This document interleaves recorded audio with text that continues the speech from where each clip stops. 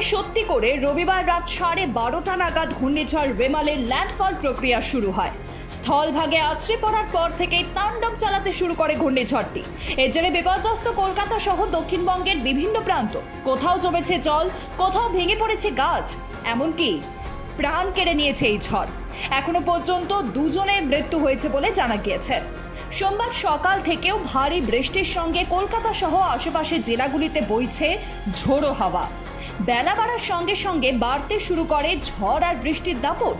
তবে এই দুর্যোগের হাত থেকে এখনই রেহাই নেই বলে জানিয়েছে আলিপুর আবহাওয়া দফতর। দিনভর বৃষ্টিপাতের সম্ভাবনা রয়েছে। লাল সতর্কতা জারি হয়েছে একাধিক জেলায়। রবিবার রাত 12:30টার সময় প্রায় 2 ঘন্টা ধরে বাংলাদেশের খেপুপাড়া ও সাগরদ্বীপের মাঝে ল্যান্ডফল করে রেমাল। সেই সময় ঘূর্ণিঝড়ের গতিবেগ ছিল প্রতি ঘন্টায় 135 কিলোমিটার। বিকেলের পর থেকে অতি গভীর নিম্নচাপে পরিণত হবে রেমাল, তারপর তা ক্রমশ শক্তি হারিয়ে উত্তর পূর্ব দিকে এগোবে। ঘূর্ণিঝড়ের দাপটে বুধবার পর্যন্ত ঝড় বৃষ্টির পূর্বাভাস রয়েছে বাংলায়।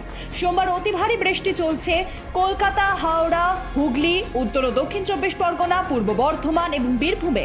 ঘন্টায় 50 থেকে 70 কিলোমিটার বেগে বইছে ঝোড়ো হাওয়া। হাওয়া অফিসের পূর্বাভাস অনুযায়ী মঙ্গলবার থেকে দক্ষিণবঙ্গের আবহাওয়ার উন্নতি হবে। রবিবার রাতে ঝড়ের তাণ্ডবে কলকাতায় ভেঙে পড়ে একটি বাড়ি। তার জেরে মৃত্যু হয় একজনের। নীলরতন সরকার হাসপাতালে নিয়ে গেলে তাকে মৃত বলে ঘোষণা করা হয়। নিহতের নাম মোহাম্মদ সাজিদ। অন্যদিকে ঘূর্ণিঝড়ের প্রভাবে সোমবার সকালে মৌসুমী দ্বীপে এক বৃদ্ধার মৃত্যু হয়েছে। বাড়িতে থাকাকালীন তার মাথায় গাছ ভেঙে পড়ে।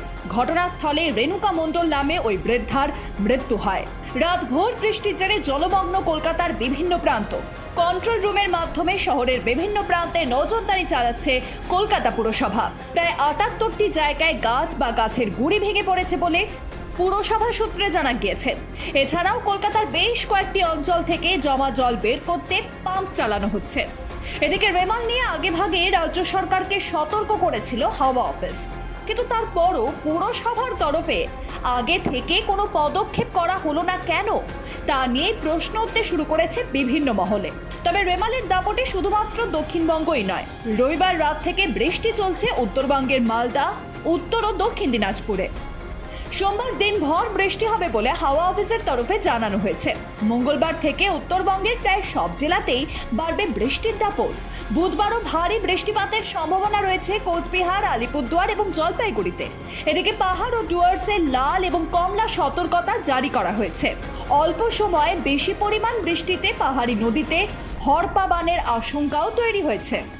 Bureau report, Ritam Bangla.